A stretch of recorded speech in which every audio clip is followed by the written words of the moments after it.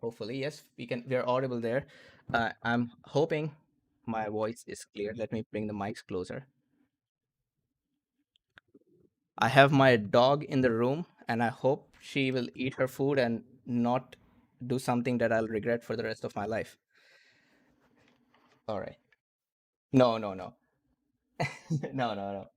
So I got this software that can remove dog barking noises from my voice, from my microphones, specifically for her, because she randomly barks at flies or microbes. I don't know what she's barking at, but it's very random.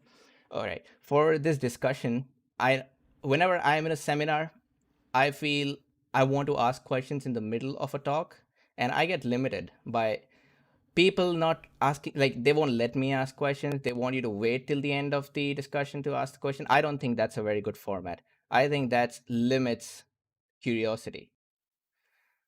And what I'll do is after every slide, I'll just pause in case anybody has questions. Okay, so after every slide, I'll just make sure if you guys have anything to ask or anything to add. If I am wrong at any point, you feel free to tell me you are wrong. I will be I will be little offended only. But yeah. Oh yeah, raise hand. Can somebody raise your hand? I will just make sure that I can see it in my Zoom screen.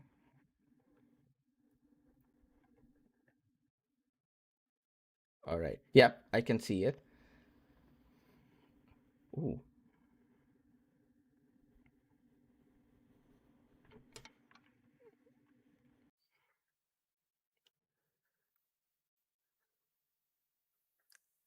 Oh yeah. Can you, yeah, I can see somebody just did something. Is that supposed to be an acknowledgement or are you asking question? Okay. Clap. We'll do the clap thing, but then yeah, we'll do the clap thing for yeah, for asking a question, and the thumbs thing for what is that? Yeah, you have something to ask. Okay, okay. Yeah, clap for asking. This for validation to boost my ego. That's great. I have our images on the stream. Let me make sure that we also got um, the main presentation. Let's start soon. I'm gonna see how I can get this to work. Um, just give me a second.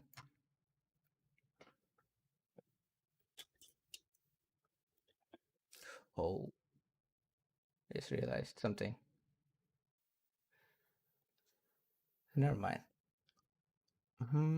Speaker view, full screen. Oh yeah, of course I won't see the presentation in my Zoom, so I'll have to change it to another window. Have you guys ever live streamed before? Anybody? Okay, so I have a second life where I'm a game streamer, but nobody will ever know. You will never find out which channel I'm streaming on.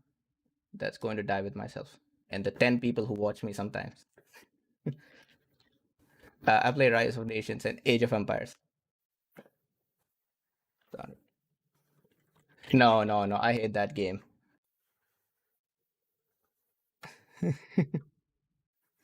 No, man.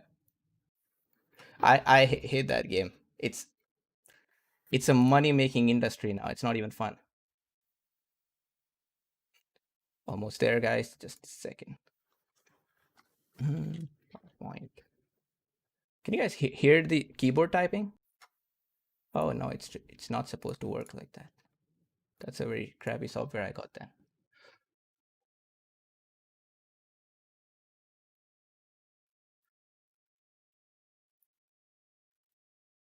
Okay, this is working somehow. So you guys may not be able to, like the people who are watching this, may not be able to see your faces, but it's fine. We'll just if you're saying something, just say, "Hey, I'm Samriti or Nitij or Reach." Reach, do you go by the name Reach or is there something else? Okay,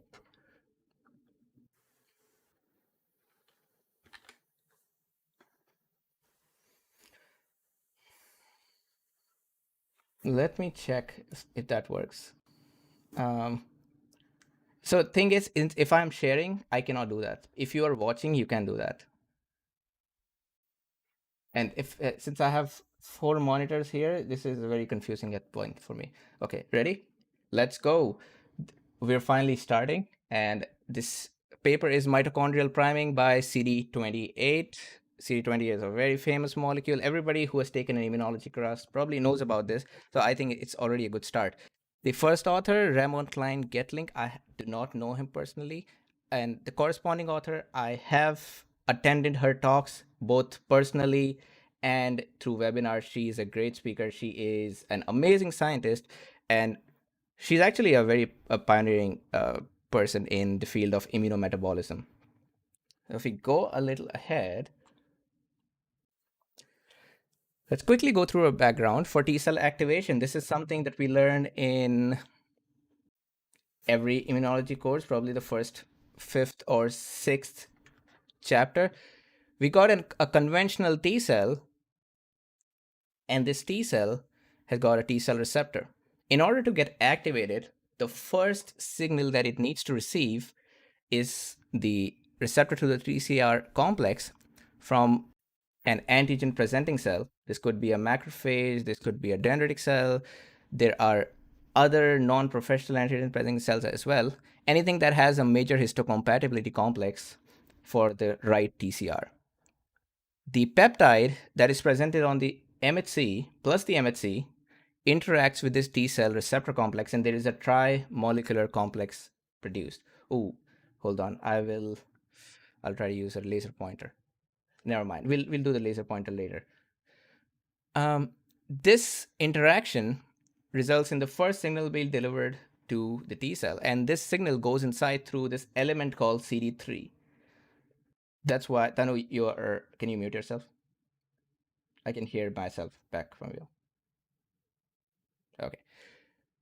And CD3 is what we use in vitro assays whenever we want to trigger a T cell. Instead of providing the right MHC and the peptide, we just provide it with antibodies against CD3, and that does the job mostly.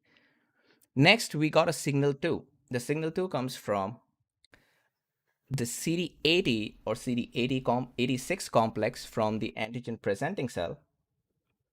These complexes are upregulated upon receiving danger signals.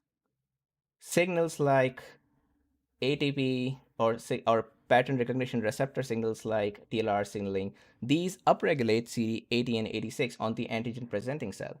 This is a way for the antigen presenting cell to show that there is an inflammatory environment right around us.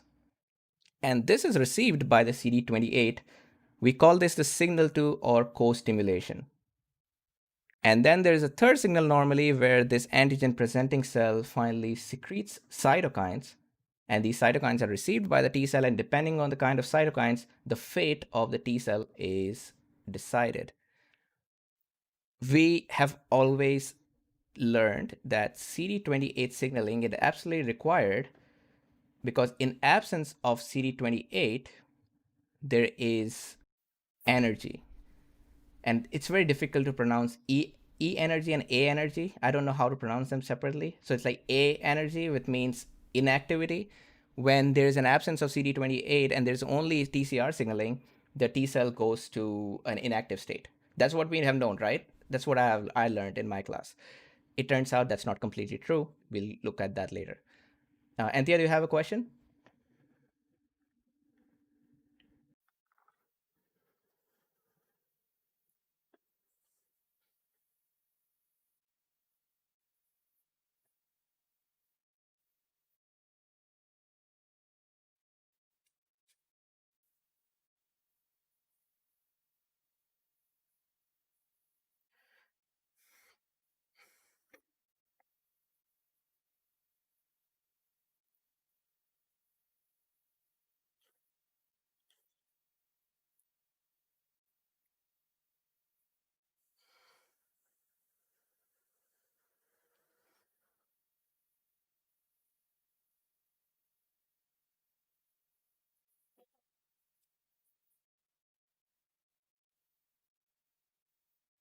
Oh yeah. They're going to wait for 2 3 days. Although I would think that it shouldn't take that long. I have a feeling that maybe if you have a TCR and MHC complex that's specific, that will increase the affinity. Maybe that could work, but I'm not sure. Just I'm just speculating at this point.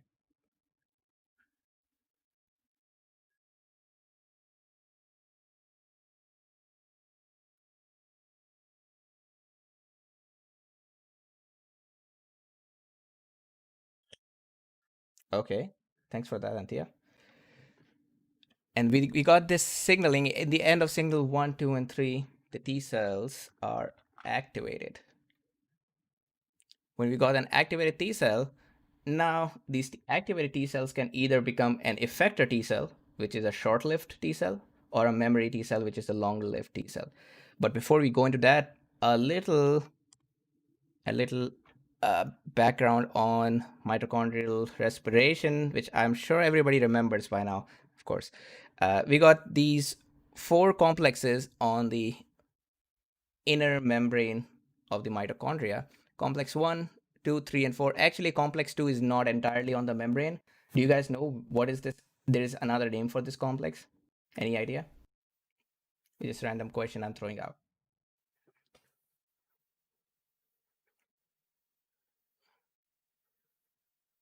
Succinate dehydrogenase. Succinate dehydrogenase, yeah, almost there. SDH, that's so this enzyme is also a part of the TCA cycle. And this takes in FADH2, um, takes electrons from it. These electrons are pumped from 2 to 3 and 3 to 4. And this electron pumping is used to also, electron transfer is also used to pump protons out. All of these complexes are also proton pumps, except complex number 2. And protons are pumped out, they form a gradient. There's a higher proton concentration on the top and lower on the, on the inner membrane space, there's a higher concentration. In the matrix, there is a lower concentration. Complex 1 does the similar thing, but it takes NADH as an input, pumps hydrogens or protons outside, and the electron is transferred to a ubiquinone, and that ubiquinone becomes a carrier. I won't go too much in detail just to avoid confusion and overwhelming everybody, but eventually these protons are going to come back from ATP synthase, which is also called complex 5, and this is going to lead to conversion of ADP to ATP, which is our final goal, to produce energy. At the same time, in complex 4, there are these electrons being accepted by an oxygen to convert water. The electron plus the protons that are coming out, they also help in the conversion of oxygen. And normally, we think that this proton flux into the matrix is coupled with oxygen consumption. Very important term. They're coupled together. And normally you would just think that whenever protons are coming inside, there is also oxygen conversion to water going on simultaneously. To study these complexes, we use certain inhibitors. You don't have to remember all these inhibitors, but we're going to need these, so I'll keep this slide handy. There is rotenone for complex 1. By the way, if you read enough papers of these, you will remember these for sure. And there is dimethylmyelinate. We will not use this at all in this paper. This is complex 2 inhibitor. Anti-mycin A for complex 3. Cyanide for complex 4. And nobody uses cyanide, and I guess it's toxic to cells. I don't know why specifically this is more toxic than any others. If anybody knows, please let me know. Then we got oligomycin, which is an inhibitor of ATP synthase. And we got a very specific compound called FCCP. This thing is an ionophore. It takes in protons, and it can move through the membrane, and it can transport protons against the gradient. I mean, in favor of the gradient.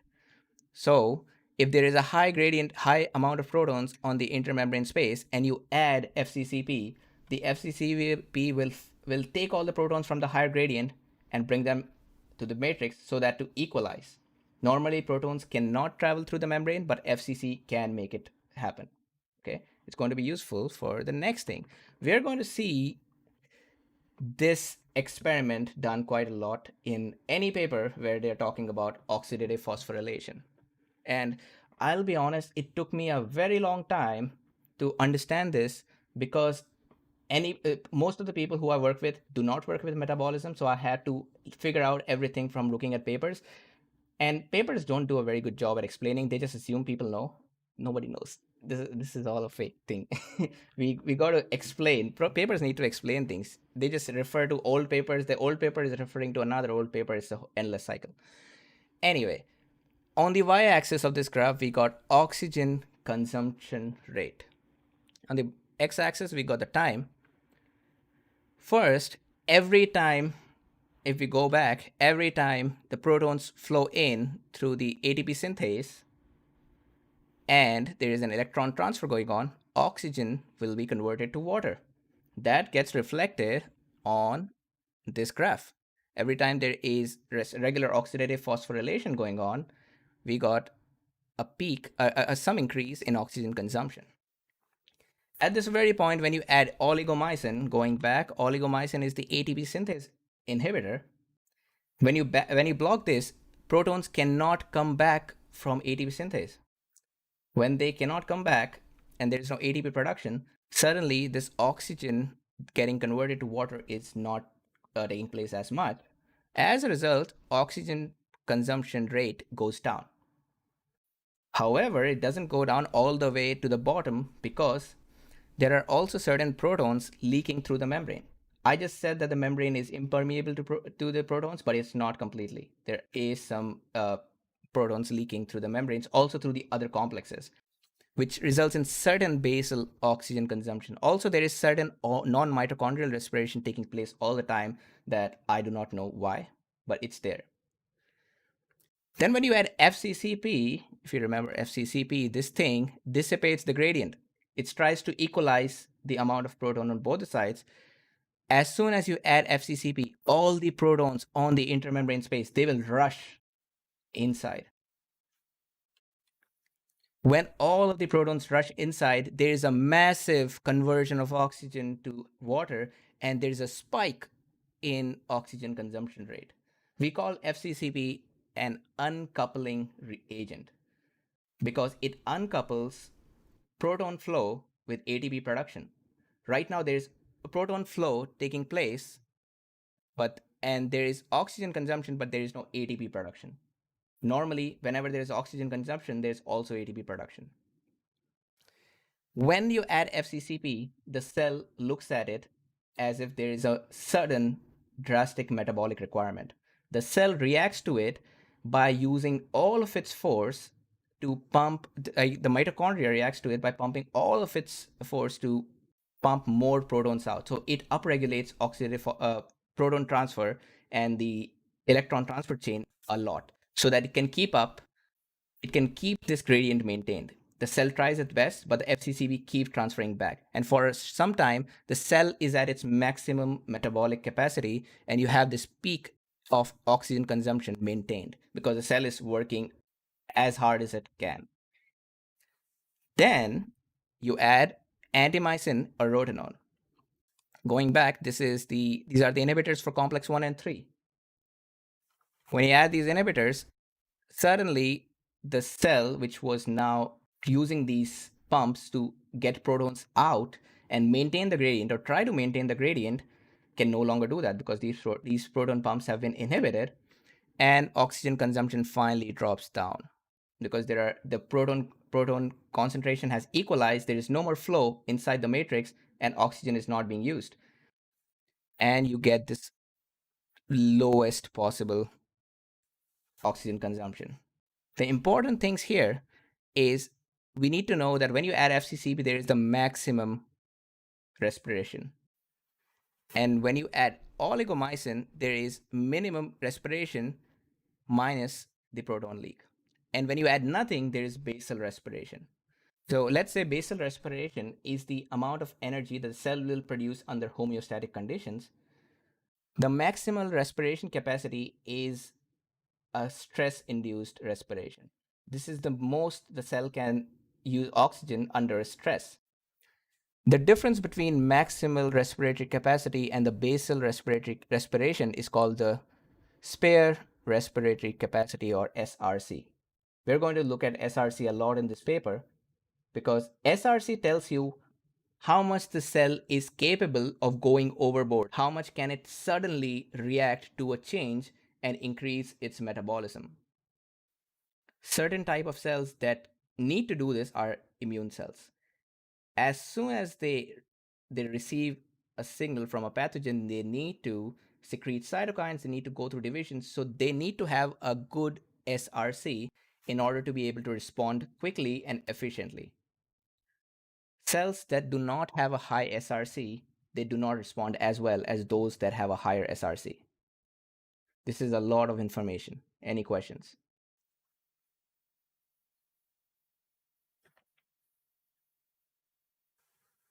Okay.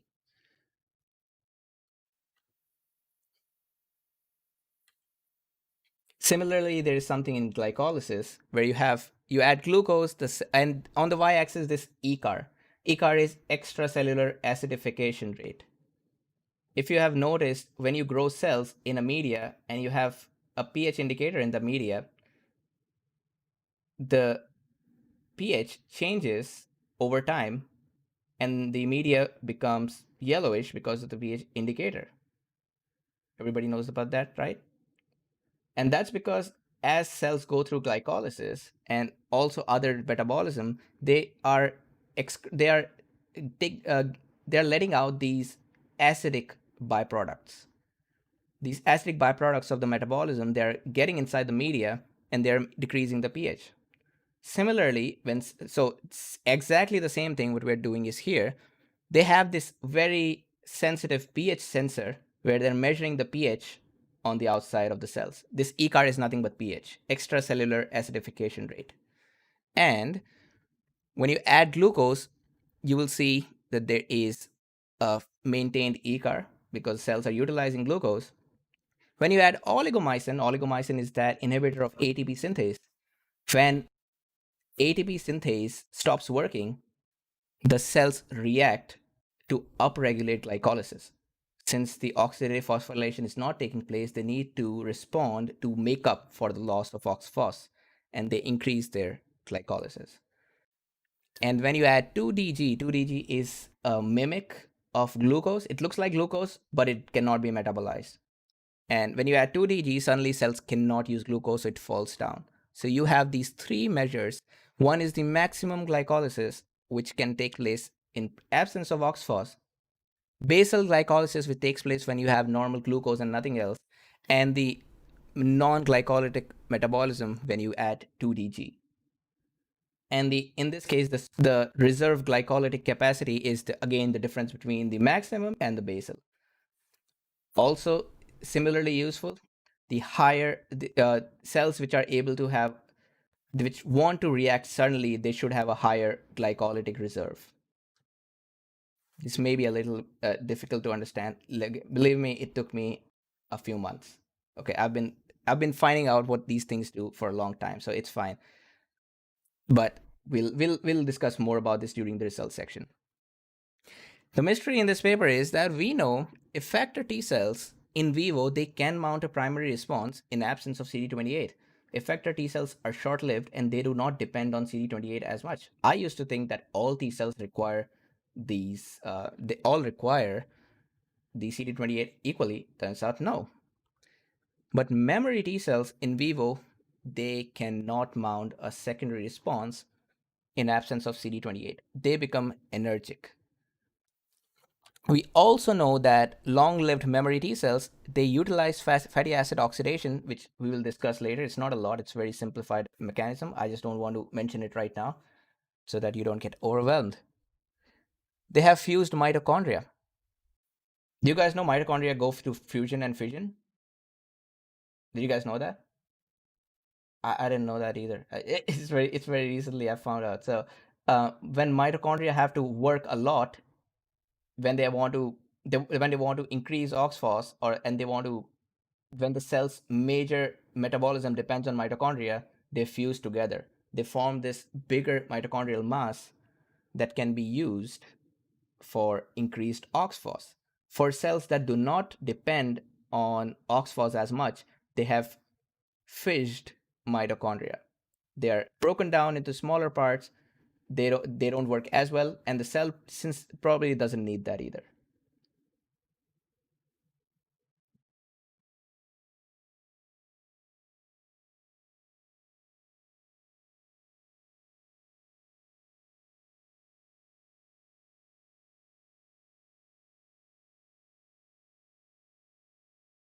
Mhm.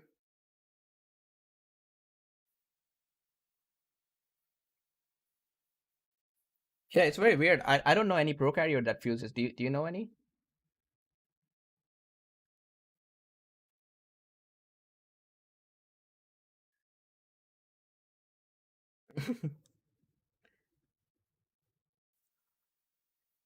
Okay.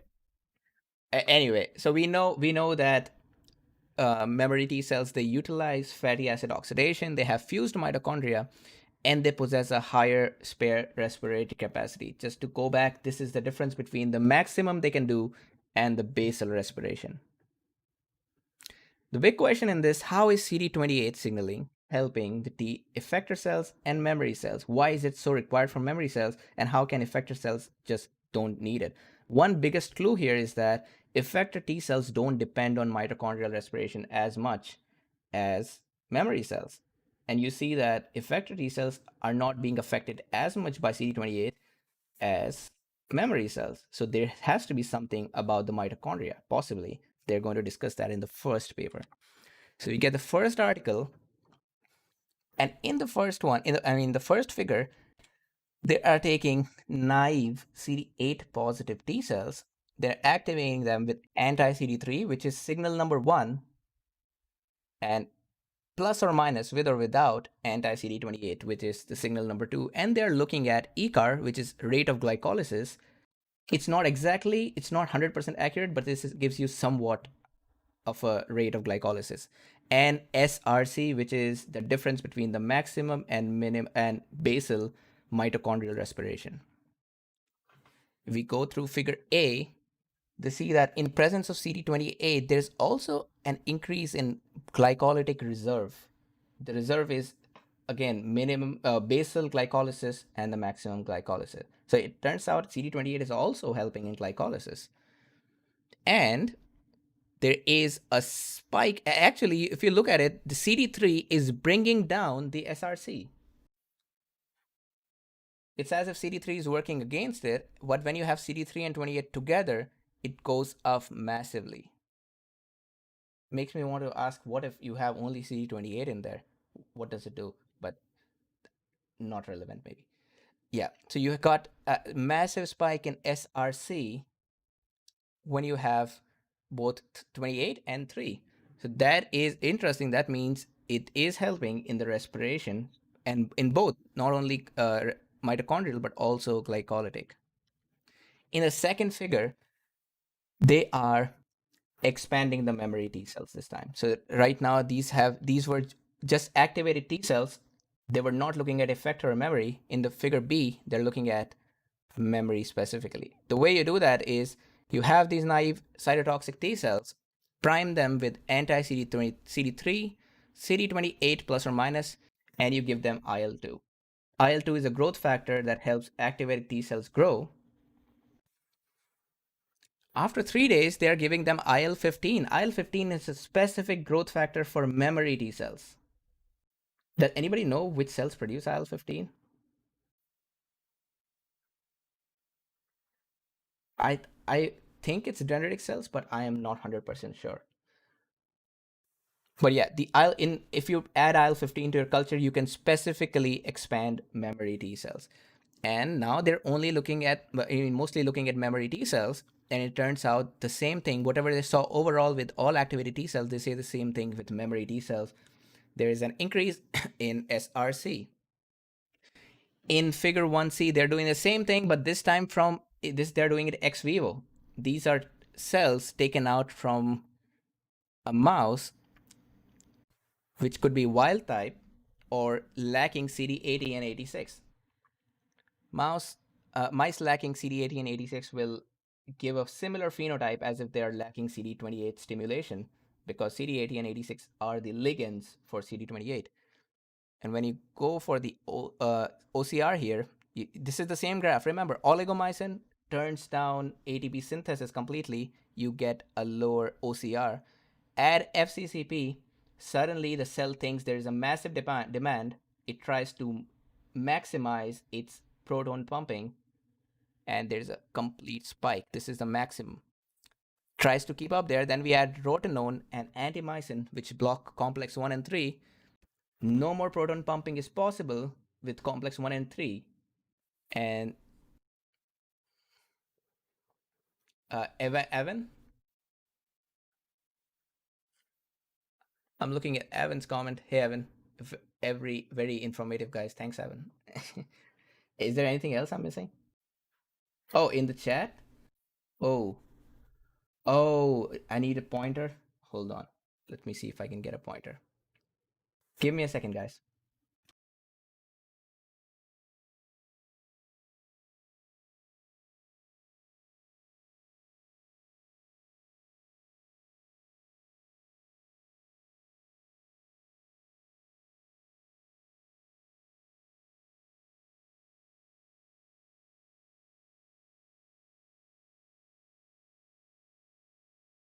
Okay, it's working. Can you see the pointer now?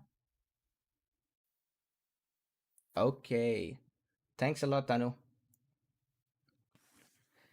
Where were we? In figure C, yes. In figure C, there are ex vivo memory CD8 T cells, and you see that when there is a lack of CD80 and 86, which are ligands for CD28, the maximum respiration does not go as higher as in presence of CD80 and 86. This is the same thing that they found in B. They were looking at CD28 stimulation in vitro. This is ex vivo, which is real T cells taken out, and they find a similar thing. If you convert this in SRC, you can see that this is right here the basal level, and this right here is the maximum capacity. The difference between this and this is much lower than this point and the basal. So they have lower SRC. I mean, a lower SRC when there is no CD28 signaling, which is very promising results. And that means CD20 is required for higher SRC. One thing we know in this puzzle. Going to the next figure, they are looking at memory T cells, and this time, let's see what are they doing. This time they're letting them in the culture for a longer period of time, I guess. Oh no, they're looking at it for a longer period of time in presence of CD28 or without CD28, and they are finding similar results. Without CD28, there's a reduced SRC. In F, so I said this SRC is very useful to get activated, to respond to antigens quickly and also to make cytokines. So in F, they're checking if these memory T cells, if their ability to make cytokines is being affected in absence of CD28. This is a flow cytometry graph, a dot plot, and you can see with CD28, the MFI, mean fluorescent intensity for interferon gamma, is much higher than without. So it is affecting their ability to secrete interferon gamma when re-stimulated. When I say re-stimulated, I mean when they are brought back after a long period of activation. Previously, we were looking at first a primary response. This is a secondary response that we are looking at. And this is actually also the key to the energy part. They are not able to upregulate their OCR. Also, they are not able to make as much of interferon gamma when they're re-stimulated. That means these are energized when they are brought back with CD3 only. Oh yeah, that's a contour plot. I'm sorry, that is a contour plot. Okay. Mm-hmm. In OCR, so this is a device called Seahorse, and you add the cells inside it, and it measures it has a very accurate probe that measures oxygen inside the cell. Yeah, and it measures oxygen continuously. So as the oxygen amount decreases, it reflects it as oxygen consumption. Does that answer your question? Okay. Next, we want to know if glycolytic effector T cells, do they require CD28 signaling as well? So in 1G, they have effector T cells without IL-15, they are going to be mostly effector T cells. When you have IL-15, they become memory T cells. Okay, that's how it works. So you got IL-2, and they have these three different, two different conditions. One in high glucose, and one in acute glucose. What's the R stand for? Restriction. Thank you. Yeah, acute glucose restriction. They found out that the ECAR during basal levels is about the same both in high and low. And hold on, where am I? There's a lot of figures in here. Yeah, so basal ECAR and OCAR were not affected by CD28. Also, the FCCP OCAR were not affected, but the SRC was affected when there was, and we saw the similar thing in the previous figure, right? That we had when they looked at all the T cells, not just effector T cells, they found that SRC was reduced, and in effector T cells as well, there's a reduced SRC in absence of CD28. So yeah, effector T cells also require this, but are they actually requiring it for doing their job? Not sure. So overall, we get from this figure that CD28 signal, it endows T cells with latent mitochondrial respiratory capacity. And they're calling it latent because it's not always visible. It's only visible when there is a sudden demand or sudden activation. Now this one, I found it slightly confusing, this figure, even though there's not much, but the way this data is here, and I'm still not sure what the bin center is about. But eventually, it's known that memory T cells, they have fused and elongated mitochondria. They also have tight cristae. When I say tight cristae, I mean these cristae are closely packed instead of separated. I mean, they don't have much distance between each cristae. Compared to that, effector T cells have fished and spherical mitochondria. And I don't think there's much like information why they're spherical and elongated. I actually sent an email to Dr. Pierce, who's the corresponding author for this, and I asked her if it's something to do with surface area. Maybe if there's a higher surface area, there is a better proton transfer. It's all speculation, and it could be a very stupid question, but maybe she will respond someday. I will wait. Anyway, coming back to this, they're using a mouse that has a photoactivable mitochondria. The mitochondria in this mouse model they can be conditionally made fluorescent. In this case, they are just constitutively fluorescent. So you can see these mitochondria. The blue thing is the nucleus. And if you look at the mitochondria under CD3 and under CD28, just by eyeballing it, you can see that the mitochondria, when they have CD28 signaling, they become elongated. While those with just CD3, they're more spherical. But only in, only in memory T cells, not as much in effector T cells.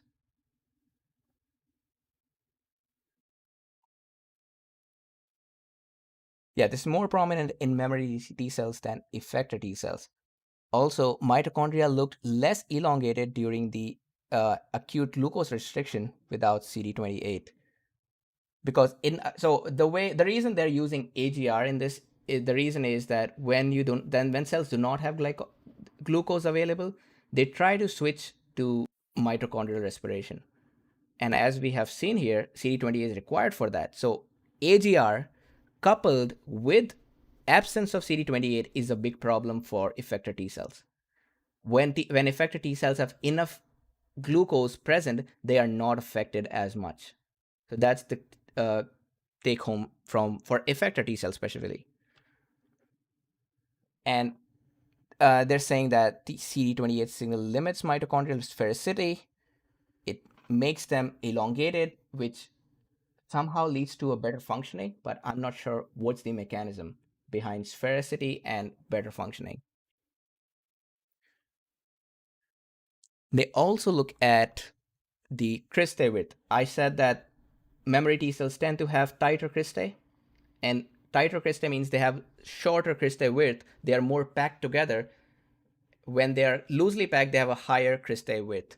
And you can see that in absence of CD28, the width are about the same for cristae. I'm actually very surprised how they measured this. This is so small. I can't even see the cristae clearly. It's very difficult to look at it. But if we trust the authors, in in presence of Mhm. Yeah, that means they have to manually highlight what is a cristae. It's very difficult for me to see it.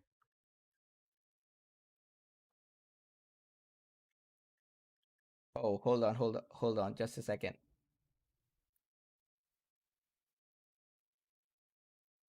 You can zoom in and dot each one. Yeah, All right. it was similar to when I first started with Western blots using Image J. Okay, I just realized there was something wrong. All this time, you guys' voices were not there on the channel. I'm sorry. But now it's there. Now it's there. It's the first stream, so we got to iron some of these folds. It's fine. We got it. Um, yeah. Effector and memory T cells, they get higher cristae width, like they get tighter cristae in presence of CD28. So the whole thing is clearly remodeling the CD28 signal is clearly remodeling the mitochondria. And the effector cells, they also have tighter cristae during AGR. Again, whenever they're looking at AGR, they are forcing these effector T cells to utilize oxidative phosphorylation even when they don't normally need it. And I think this is a very good piece of information, because it shows you all the different aspects of the mitochondria that the CD28 is controlling. It's affecting their shape. It's affecting their. So I don't think they have looked at fusion and fission in this, and it's affecting how tightly the cristae are packed, because tighter cristae and elongated mitochondria, they result in a better fusion. I mean, they're better oxidative phosphorylation. So eventually, yes, CD28 is also preventing this loosening from happening. Great. Next thing, since we've got the effect of CD28 on mitochondrial remodeling, we are going into fatty acid oxidation. Before we that, a quick summary. I don't have we're not dealing with this. I just put that. I don't know why I put that. There's no need for you to remember any of these enzymes. What we are going to do is, whenever a fatty acid goes inside, so mitochondrial matrix is the site of fatty acid oxidation. That's where fatty acids are broken down one by one into acetyl CoA. Acetyl CoA is a very important intermediate for a lot of things, including the Krebs cycle. And every time there is an acetyl CoA release, there's also these reducing equivalents, the NADH being produced, FADH being produced, ATP directly being produced. These FADH and NADH are going to where? They're going to the matrix, and they will end up in the electron transport chain and help in the production of ATP. This FAO, fatty acid oxidation, is a huge source of these reducing equivalents. When I say reducing equivalents, I mean these NADH and FADH. Now, there is a catch about FAO. The cell does not always produce its own fatty acid. Sometimes it has to take fatty acid from outside. And the way it happens is, for short fatty acid chains, short fatty acids can just diffuse. When I say short, I mean lower than 6 carbons. Short fatty acids can just diffuse inside the cytoplasm, then inside the mitochondria, and they can join the fatty acid oxidation. For medium and long chain fatty acids, they need to be transported. There is this specific transporter called CPT1, which is the rate limiting step in fatty acid oxidation. It is the slowest step. It requires this carnitine palmitoyl to add to the fatty acid, take it inside the matrix where it is recycled by the other enzyme called CPT2, and then it's brought back. So fatty acid, they in the cytosol, they need to be transported to the matrix through the CPT1. If you want to see how much fatty acid oxidation is important for your metabolism, you can use an inhibitor of CPD1. It's called atomoxir, got cut out, but it's ETOMOXIR. Atomoxir inhibits CPD1 so that medium and long chain fatty acids cannot travel inside a matrix, and the fatty acid oxidation is very much crippled. In the next experiment, they want to see how much of the CD28 effect on mitochondria is dependent on fatty acid oxidation. You got these naive T cells, again activated with CD3 plus or minus 28 plus or minus atomoxir. And guess what? All of the effect of CD28 is undone by the presence of atomoxir. So it looks like increased SRC via CD28 signaling is dependent on CPD1A and likely on fatty acid oxidation. In 3B, they've got these CD8 T cells primed and treated with atomoxir, and then they are differentiated into memory T cells with IL-15. And here is the same graph that we looked at before, the OCR graph. With atomoxir, it's the level, the maximum respiration is the same as with just anti-CD3.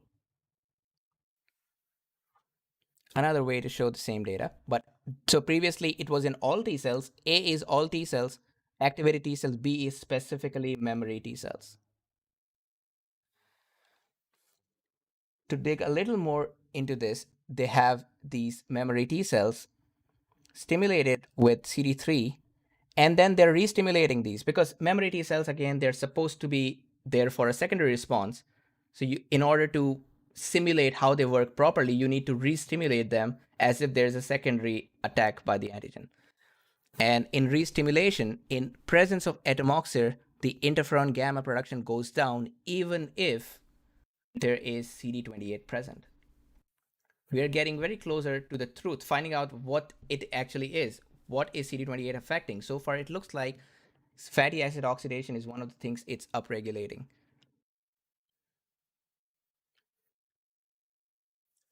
And we just saw that CD28 was changing the sphericity of mitochondria, and CD20 was making the cristae tighter. So does atomoxir reverse that? It does. For the cristae width with atomoxir, it is somewhat going lower. Not as much, so it looks like atomoxir is not the whole picture when it comes to remodeling, because it's while it's going down, it's not as low as just controls. Oh, wait, I'm sorry. It's higher. So higher width means looser cristae. So it is actually higher, still higher than without atomoxir. So yeah, it is affecting, I would still say not the whole picture, but it is affecting mitochondrial remodeling. But all of this is good. Why do we care about this? These are all basic science. We want to see how it affects the clinical outcome. Are these memory T cells more or less capable of fighting tumors? In this model, they have used a tumor cell called EL4. These tumors express a protein called ovalbumin. And to counter these tumors, they have these OT1 effector T cells. Does anybody know about these OT1 effector T cells? Yeah, actually, I work with OT1s in the OVA model quite a bit. So OT1 are CD8 T cells that come from mice that have been genetically engineered to only have TCR on the CD8 T cell that is very specific for a peptide or an antigen that derives from the OVA protein. So that right, peptide is called Sinfecyl. So that's just the amino acid chain. What's that peptide called? It's called Sinfecyl. SIINFEKL. Oh, nice. Yeah. I didn't know that. Thanks a lot. And there are also these OT2 cells that are derived from, that are CD4 positive T cells. They also recognize a part of ovalbumin. And these are OT1 and OT2 are very similar, but just one is cytotoxic, one is a helper. So going back to our PowerPoint, thanks a lot, Samriti, for that. I didn't know you worked with that. Oh yeah, you worked with cancers, right? Yes, Oh yeah, of course. on antigen discovery and things like that. So OVA is a very good antigen model. Okay. That sounds like a good segue into CAR T cells, right? Yeah. Oh, Yeah. we are coming to CAR T cells in this as well. Anyway, so they have these EL4 ova tumors that express ova albumin, and to fight those, they have got these OT1 T cells that specifically recognize the ova albumin. You got anti-CD3 plus IL2 plus or minus CD28 plus or minus atomoxir, and the results are, so whatever happens here, this is real implications of this, whatever we found in vivo. They see that while all mice with CD28 treatment cleared tumor, you can see that, well, there was, so on the y-axis is the tumor diameter. Higher tumor diameter means it's growing, it's still there. Lower diameter means it's being resolved. And looks like no T cell control in white. They were had to be sacrificed, while those with anti CD3 and 28, the ones in black, they were able to resolve the tumor by 13 days. And after that, there was no tumor at all. Those without CD28, they were initially able to resolve, but then it came back. And those with CD3, 28, and atomoxir had a similar story. The interesting thing here is that the initial resolving that we see for both with atomoxir and without 28 is because of effector T cells. These effector T cells are able to function. As we have seen, effector T cells are only handicapped in absence of CD28 during acute glucose restriction. In normal conditions, they're all right. So these are effector T cells doing their job, but they are short-lived. They die within a few days, and when they die, the memory cells that were produced from these OT1 cells, they were not able to work as much in absence of CD28 or in presence of atomoxir. That was a big problem. So when you got these atomoxir or when you got absence of CD28, the tumor goes back. This is a very important finding. In fact, I think I heard somebody talk about fatty acid oxidation in the recent immunometabolism webinar. I don't remember the exact details, but we were talking about how NK cells also require this for clearing tumors. Eventually, we can conclude that CD28 mediated fatty acid oxidation is required for anti-tumor immunity. And this is our last result.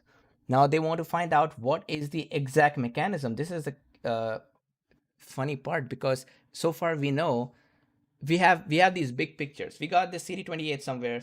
We got this fatty oxidation somewhere. We don't know how they're linked to all of this. Is CD28 directly affecting CPD1A? What's happening here? So in this one, they're looking at the mechanism. They have again anti-CD3 plus 28 differentially expressed genes. So yeah, I have not shown this image because this was supplemental, but this is an older paper where there is RNA-seq data. For anybody who's watching us, RNA-seq is just looking at gene expression by measuring the RNA transcripts, the messenger RNA transcripts, and you can measure and also sequence each RNA transcript as it comes through a sequencer. We have this data from an older paper from Martinez, Lordella et al., and they found that this protein, thioredoxin interacting protein, TXNIP, was identified as a differentially expressed gene. Get comfortable with this term DEG because a lot of papers don't even mention what DEG is. It's differentially expressed gene. That means it is it's expressed at different levels with or without CD28 stimulation. Usually differentially expressed gene, this term is used when there are two distinct conditions used for treatment and there are differing gene expressions.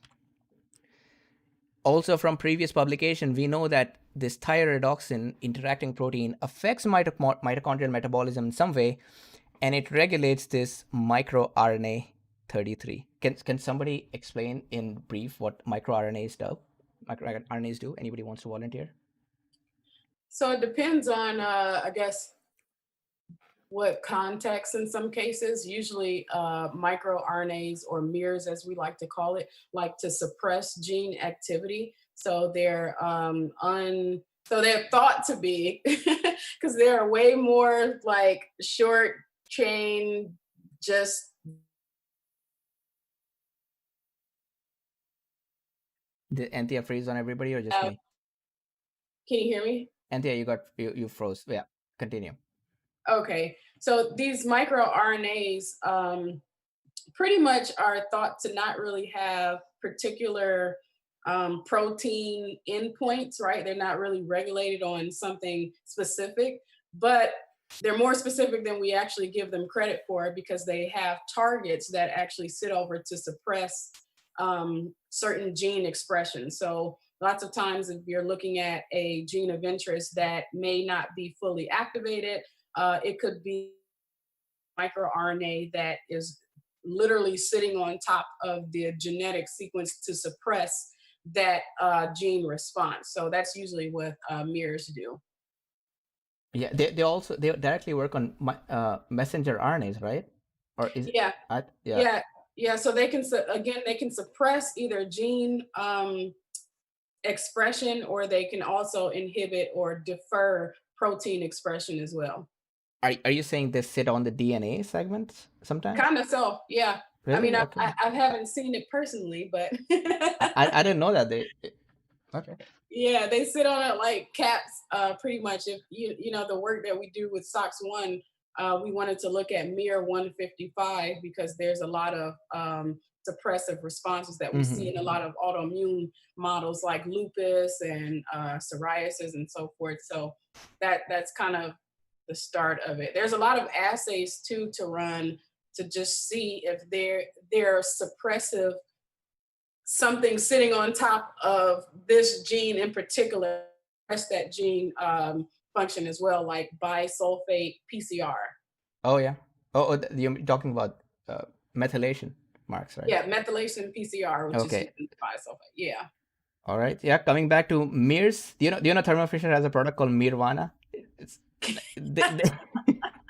wait, is it Thermo Fisher or some other company I'm referring to? But it's Mirvana. I know there's a mir product called Mirvana. It's they don't miss any chances for these Hashtag marijuana. Anyway, coming back to this. So this mir it regulates MIR33, but the question is, what does MIR33 regulate? Because microRNAs, I don't know they have any job apart from inhibiting other messenger RNAs from functioning. And it turns out MIR33 is linked to fatty acid oxidation suppression. And imagine one target for MIR33, that is CPD1A, the rate limiting enzyme in fatty acid oxidation. So the authors think this is an axis that how CD28 is working. CD28 affects thyroidoxin interacting protein, which affects microRNA 33, which affects CPD1A. That's a very long chain, but worth testing. In the first figure, they have these naive T cells, again, treated with or without CD28, and they see a very slight reduction in, there's very slight upregulation of, hold on, that's reduction because that's the y-axis is the ratio. So they actually see a reduction in thyroidoxin interacting protein with simultaneous increase in CPD1A. In B, they're looking at the same thing with a different technique. In A, they're looking at it with Western blotting. In B, they're looking at it flow cytometry. C is also flow cytometry, just the y-axis has changed. These are all murine results in murine T cells. Is it the same in human T cells? And that's what they find. In D, same. Now, D and A may look different, but it's just because they have changed. I don't know why they're playing with the y-axis so much. Why just not keep a ratio again? But yeah, reduced thyrodoxin interacting protein Ooh. Reduced thyroid reduction interacting protein in absence of in presence of CD28. Yeah. And coming to F, I think this is a great model for testing the effect of CD28. They're looking at first generation CAR T cells and second generation CAR T cells. Just like I did not know what are these, I will assume nobody knows all these, and I'll explain. The difference is the first generation of CAR T cells have these antibody fragment on the external surface, which every CAR T cell has. But the differences in these generations come in the intracellular domains. The first generation only had the CD3 signaling domain in the intracellular part, while the second generation had both CD3 and CD28. This is like the perfect control for them to test their study on. They're just looking at CD28 and they got a perfect comparison where one generation does not have CD28 co-stimulatory domain while the other one has. So if you go back, we find that the second generation, which has the CD28 domain, upregulates CPT1A expression upon CD28 signaling, which is perfect. In the end, they're also looking at microRNA 33. So far, they have shown that CD28 is affecting thyroidoxin interacting protein. It is also affecting CPT1A expression. Next question is if microRNA 33 is playing a role somewhere.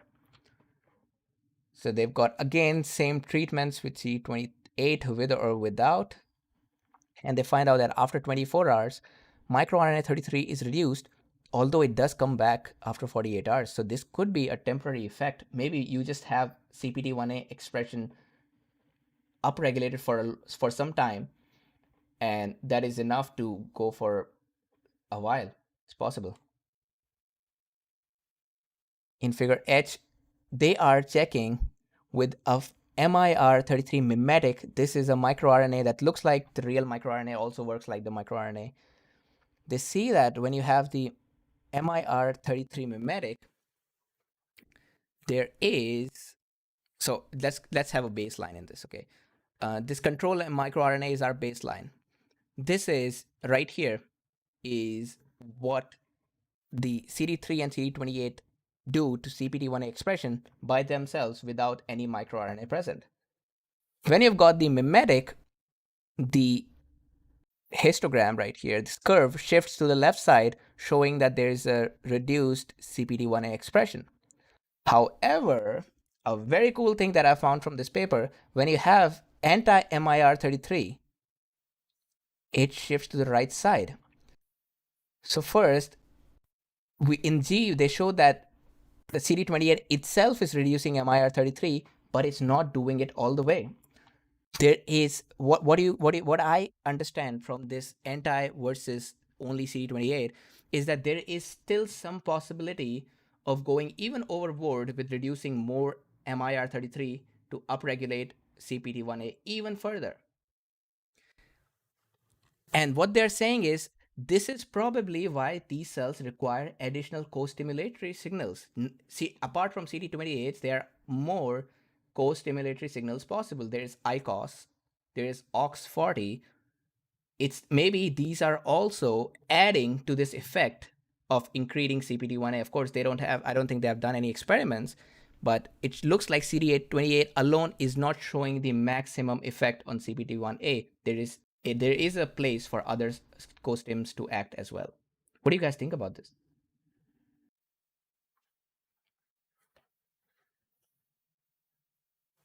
File actually of H. This is using flow cytometry. Yeah. You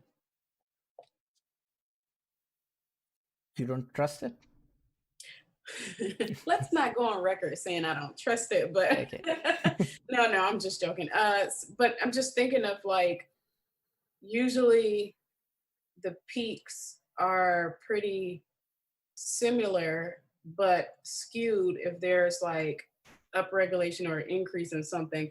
I'm just looking at the control mirror RNA and how it's this Which peaks are CD3 and which peaks are you talking about? the control microRNA with anti CD3 and 28. You mean this one and this one? Yeah, the Uh, profiles look kind of different. you mean I this mean, one looks different? relative to the rest of the treatments, You're saying this one looks different? relative to the rest of the treatments too. Oh, I don't see that any a problem, because maybe so it these are on the y-axis is the frequency and the x-axis is the expression. So maybe it's just more, if a lot of these cells have a similar expression, you just get this very tight peak at the center. When there's a high variability, you get this spread out evenly, like you're seeing in the in this one right here. Right, but well, flow can be a bit subjective too sometimes. So I'm just thinking of like, let's say you have a dot plot and all cells are CD3 or CD28 activated. You would have a out of it showing a population that wasn't affected versus a skew towards activating these scales, so these cells. So I don't know. It's just something I'm thinking about. So don't mind me. Okay, yeah, I'm not sure what you're saying. Anyway, going back, uh, going back to this, um, this is so I think they've shown enough data. They've shown that CD28 affects MIR33. They've shown that CD28 affects thyroidoxin interacting protein, and CD28 affects CPT1A. Now, I think unless they individually knock each one out or induce expression, there is no definite way to say if this is an axis or not.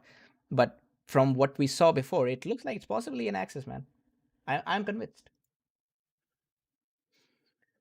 Going back, I mean, not going back, next, they've got, so now they are actually testing if there will be, if what's the effect of this anti-MIR33.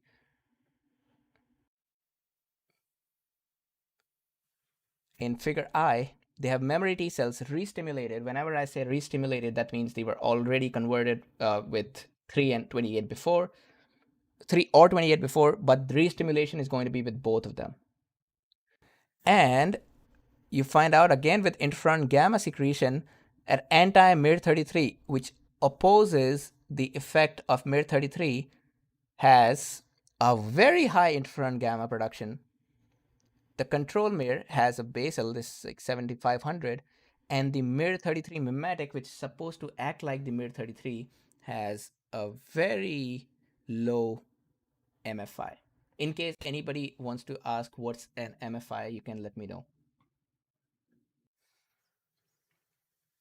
And we saw the same graph before with or without CD28, and we are seeing the same results with or without MIR33. So I think this is a very good set of experiments.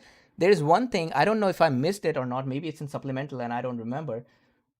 What if they had CD3 only plus MIR33? Anti-MIR33 and CD3, does anti-MIR33 substitute the effect of CD28? That would be a good thing to see. Anyway, coming to J, they say MIR33 increases crystal width. Again, this is what we have seen before. They have shown this with CD28. They have shown this with atomoxir, and they have shown the same effect with MIR33, that in presence of MIR33, the width increases. That means the crystal are becoming looser, while they should be tighter for a better functioning. And eventually they have this working hypothesis, which I'm very excited about this. I actually have something that of a full picture from this experiment. You have CD3 that increases thyroidoxin interacting protein, while CD28 inhibits thyroidoxin interacting protein. This thing upregulates MIR33, which inhibits CPD1A expression, which is required for fatty acid oxidation, which is required for cristae tightening and mitochondrial elongation. And eventually they have this whole picture at the bottom. Naive T cells they're saying naive T cells have these tightly wound mitochondria, cristae, just in terms of cristae. When you have CD3 stimulation only, it loosens this coil and the mitochondrial respiration rate goes down. That's why effector T cells, which without CD28, they're not affected at all because they are by default, they have a looser cristae. But in presence of CD28, CD28 is inhibiting this effect of 3, CD3, on this loosening, and it bringing back this coil to normal. In fact, if you go and read some literature about metabolism of naive T cells and memory T cells, they have similar metabolism. It's just that memory T cells are high. They do everything more than naive T cells, but I think the ratios are similar compared to effector T cells, which are completely skewed towards glycolysis, not like naive T cells. Another cool thing that I will just share that I have noticed from reading these papers, every cell type that upregulates glycolysis has a short lifespan, except cancer cells. Somehow cancer cells know how to evade these, but every other cell type in our body, they if they are using a lot of glucose, they will die quickly. And with that, we are at the end of our paper. This is the whole summary. I think I learned a lot from this paper. Previously, I had this very basic idea. Wait, is there a chat? Hold on. Yeah. Previously, the only thing I knew about CD28 signaling is what's the intracellular pathway at best. This gives me a bigger picture of what's happening inside and some more parameters that are useful for the activation of memory T cells specifically compared to effector T cells. What do you guys think about this one? Yeah, I also want to say they did a lot of different things to sort of assess the effect of CD28. You know, they have so many different things going on here. They have immunometabolism, then they have tumors, they have CAR T cells, they have mice and human work, and then they have microRNA. So I feel like it's very comprehensive the way that they did the study. Yeah, for I agree. uh, I love how they were convincing at each step. They wouldn't just half-ass anything. They got enough evidence. They also, it requires to form a hypothesis like they did. You need to go through the literature. You need to find out about things. It's not easy. I just love all the efforts they have put in this paper. Yeah, that's kind of what it takes though for high impact journals like Cell too most of the times, right? When you have to kind of tell the story, reiterate it in different formats, validate any type of loose ends, and then also put the picture back together. So I can definitely appreciate it as well too. Plus, I'm really interested in microRNA and what they do too. So this is a plus for me. Yeah. Also, I think it has pretty good implications for you know, the next generation of cars that are coming out. I mean, we're learning more and more all the different co-stimulatory molecules that are required for maintaining these long-lived CAR T cells in the context of therapy. And not just that, but in the era of COVID-19, right, with vaccine developments, I guess this does provide a lot of really good rationale for making really good vaccine candidates that are able to provide all of these different types of stimulation, including CD28. Yeah.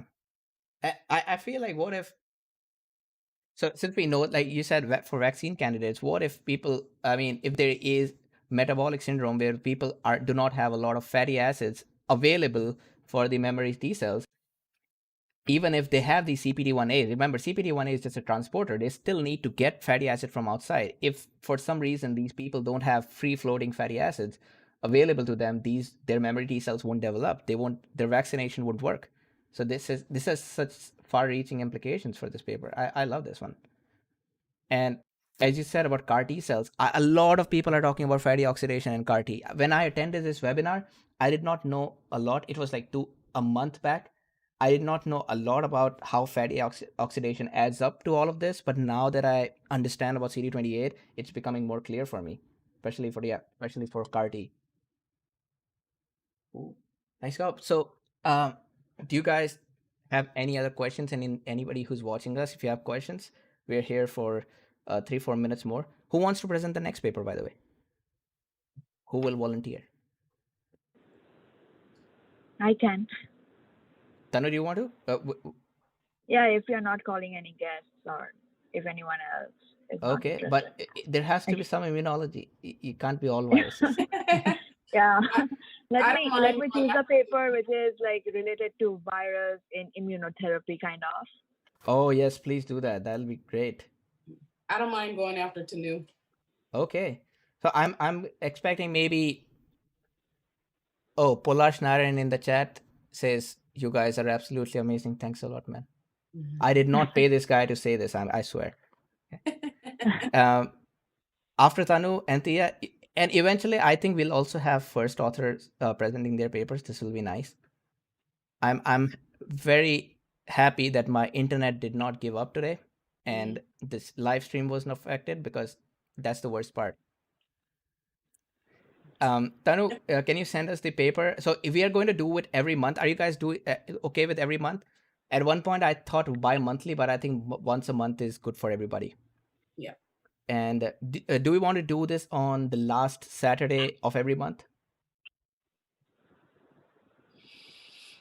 We Saturday can is do good? it on 25th of Is July. that a Saturday? Yeah. If everyone is free then.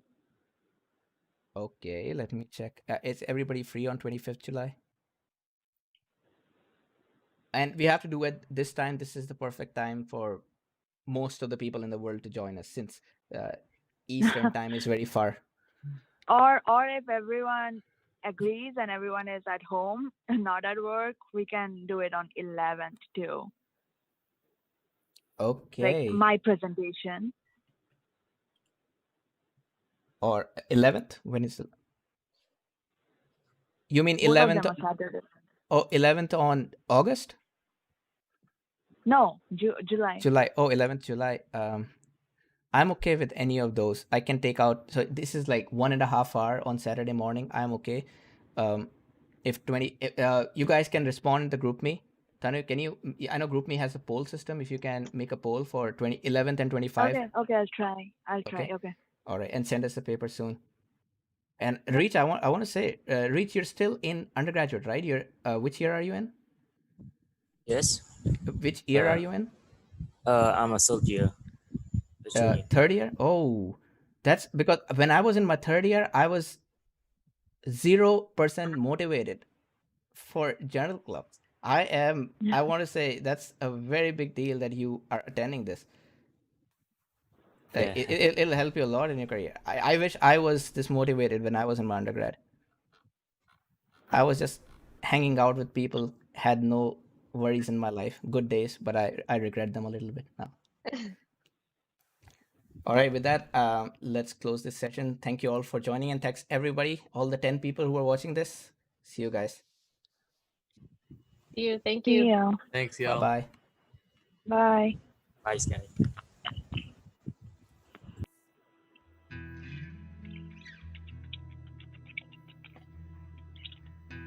Anthony, are you here?